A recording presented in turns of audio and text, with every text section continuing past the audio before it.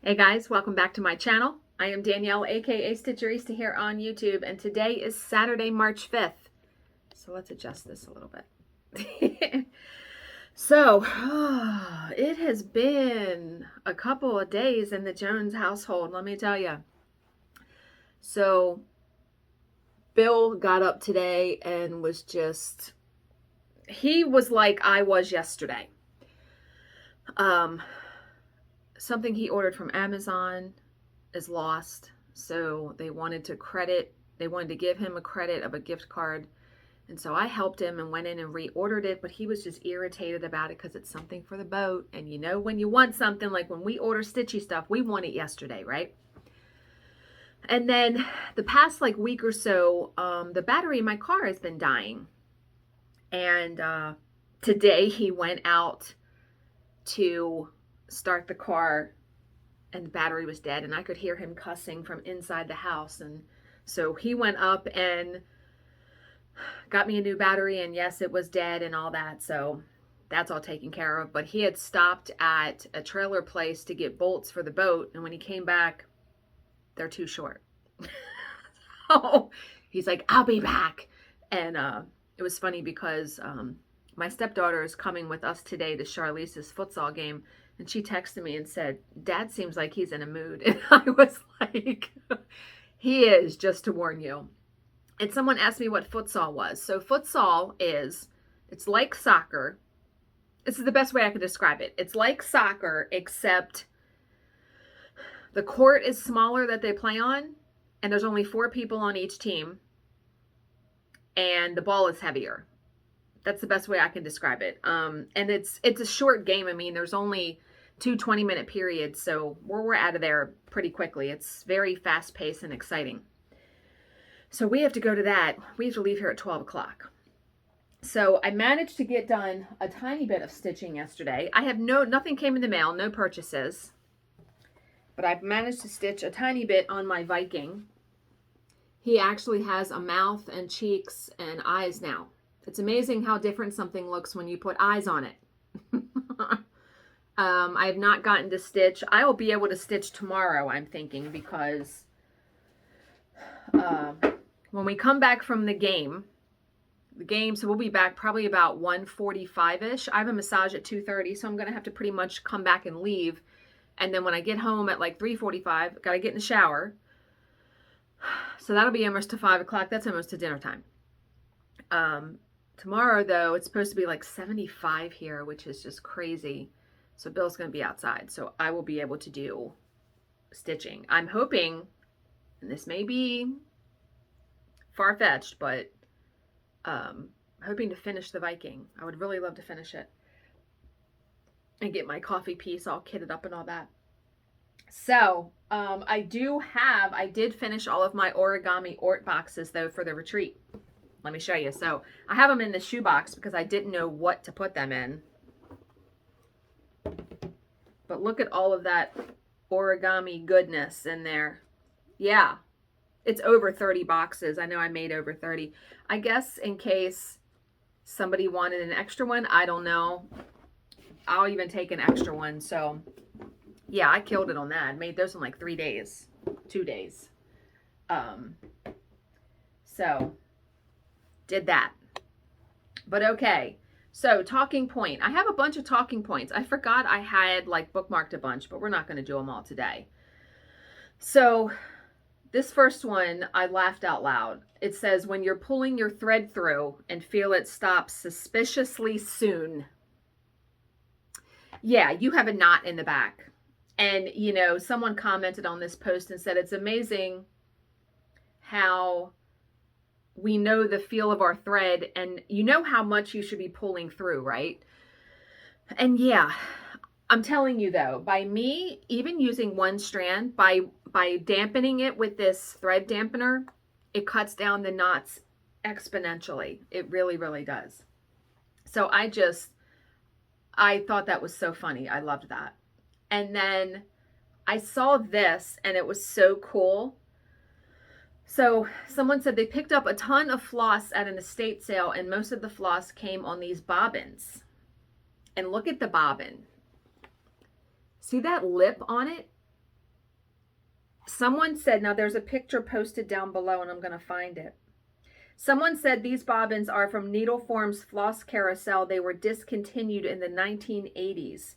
Someone posted a picture. Oh, here we go. Here is the carousel. Look at the carousel. See the picture up top? Can you imagine storing your floss like that? Wouldn't that be cool? I wonder why that was discontinued. It's cool looking though. It reminds me of like the carousel that you would put like slides in for a slide projector. That's what it reminds me of. It's amazing what kind of stuff was around before I was really, really into stitching. Yeah, I like that. And we'll do one more talking point because I have a little story to go with this. So this person, Miranda, posted, during his morning zoomies, my kitten knocked over my coffee onto my new project. Should I wash it now or wait until I'm finished? So there is where the coffee was spilled. And someone says, when that happens, I wash it immediately. And someone gave them instructions. DMC has Karen washing instructions. Someone said, wash it now or you'll have to age the whole thing later, because I'm guessing that it will really set if you don't wash it. Okay, so probably one of the worst mishaps I've had with needlework. And this is years ago. I want to say this was like 2000. Bill and I weren't married yet. He was just getting divorced from his second wife. So this was very early on in our relationship. So I want to say like 2010, something like that. I mean, that's how long ago. I had started stitching on I'm queuing up the OMG moments. I had started stitching a needlepoint piece from Needle Delights Originals that was called Color Waves, where it was pretty big, and the way that your stitches went, it looked like waves of color.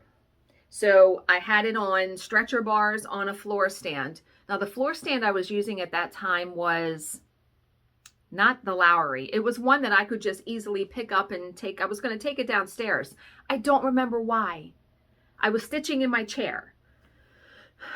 Now, here is where, take a note, people. I had a root beer. I was drinking a root beer.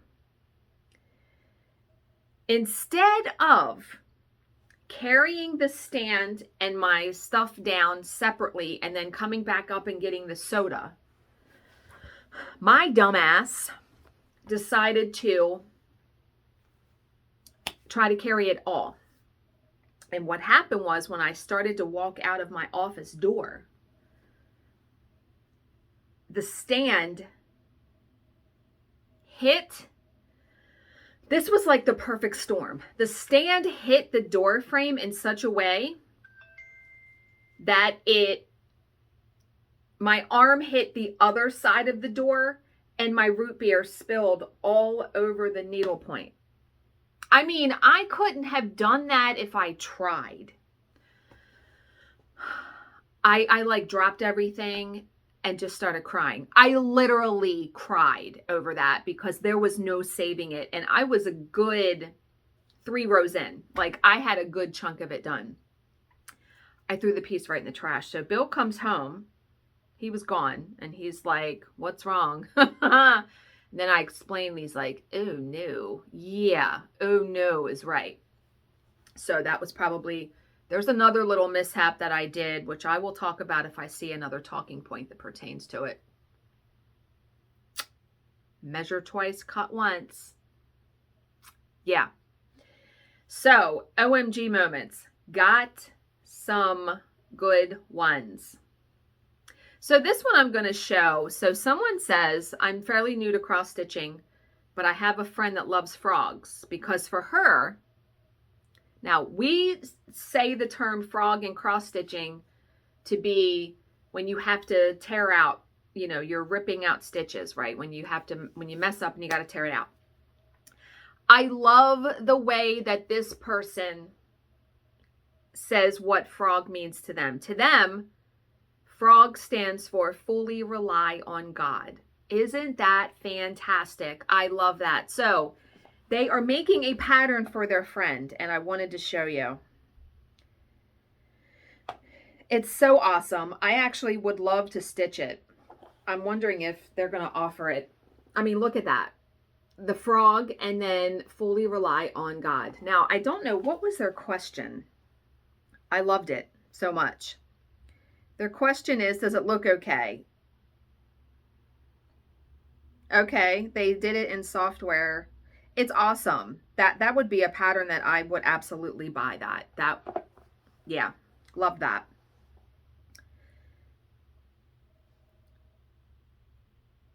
Wait a minute, I'm adding it to like another collection because I have like 4 or 5 collections in here.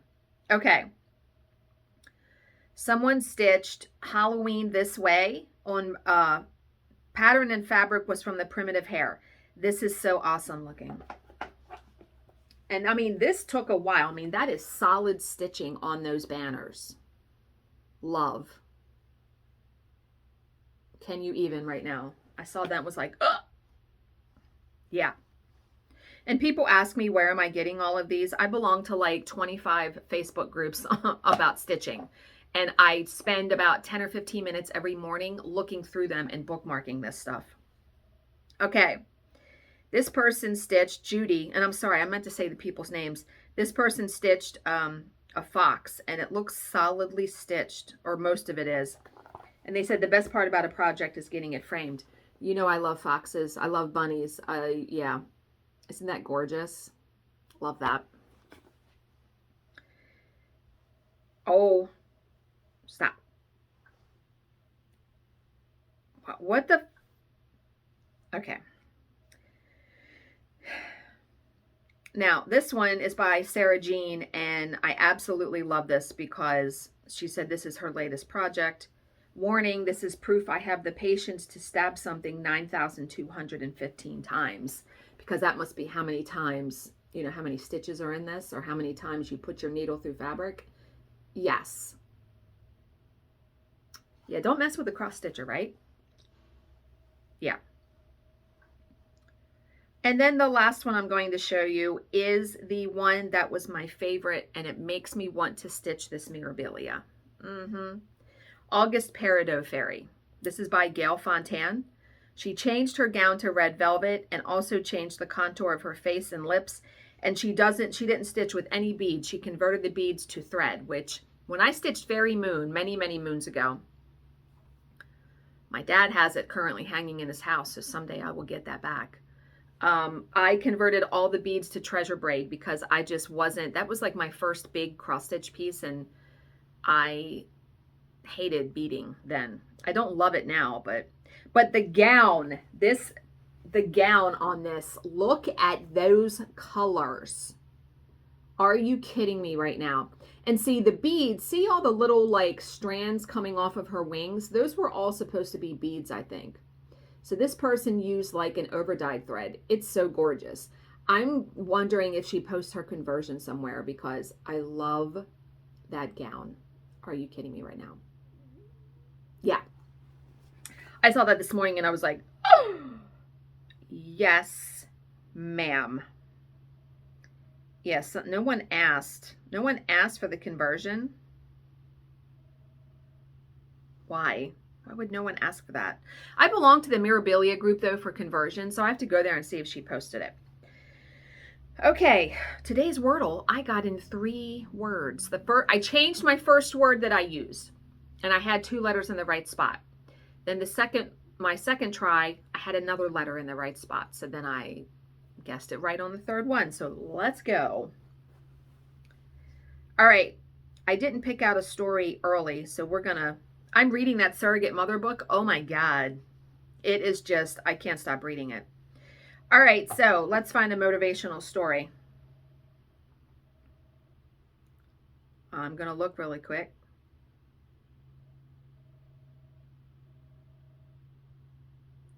Oh my God. Okay. This one says, this is called A Group of Frogs. As a group of frogs were traveling through the woods, 2 of them fell into a deep pit. When the other frogs crowded around the pit and saw how deep it was, they told the two frogs that there was no hope left for them. However, the two frogs decided to ignore what the others were saying, and they proceeded to try and jump out of the pit. Despite their efforts, the group of frogs at the top of the pit were still saying that they should just give up, that they would never make it out. Eventually, one of the frogs took heed to what the others were saying, and he gave up, falling down to his death. The other frog continued to jump as hard as he could. Again, the crowd of frogs yelled at him to stop the pain and just die. He jumped even harder, though, and he finally made it out. And when he got out, the other frog said to him, "Did you not hear us?" And the frog explained to them that he was deaf. He thought they were encouraging him the entire time. Wow, right? So, moral of the story, people's words can have a big effect on others' lives. Think about what you say before it comes out of your mouth. It might just be the difference between life and death. Love that. That frog was deaf and he could not read lips apparently. So he thought they were encouraging him, like, come out, you can do it. So yes, we know our tongues are very sharp. And I really, since I've been reading these stories, and it's so nice because many of you have messaged me either in the comments or privately and said, you know, I really needed to hear the story that you read today. So I'm so glad that I actually started doing it. I feel like it has had an effect on me. I really stop and think now before I comment on someone's post, which I never comment negative anyway. But before I really say something to somebody, is it necessary? Right? Because a lot of the stuff we comment on, it's not necessary.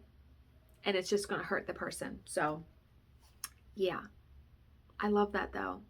That frog thought they were like, go, you can do it. No, they were telling him, give up. That poor other frog, he died. Yeah.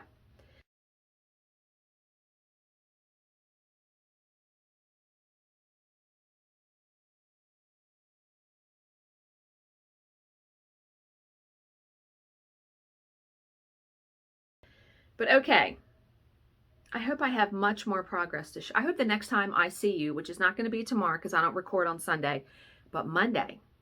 I'm off work Monday. We didn't know, a job didn't come in. So I'm hoping to show you a finish. Fingers crossed. So as always, I hope you guys all have a good weekend. Enjoy your Saturday. Enjoy your Sunday. As always, if you have any questions, please leave them in the comments section below, and I will answer them to the best of my ability. Thank you so much for watching and subscribing, and I will see you in my next video.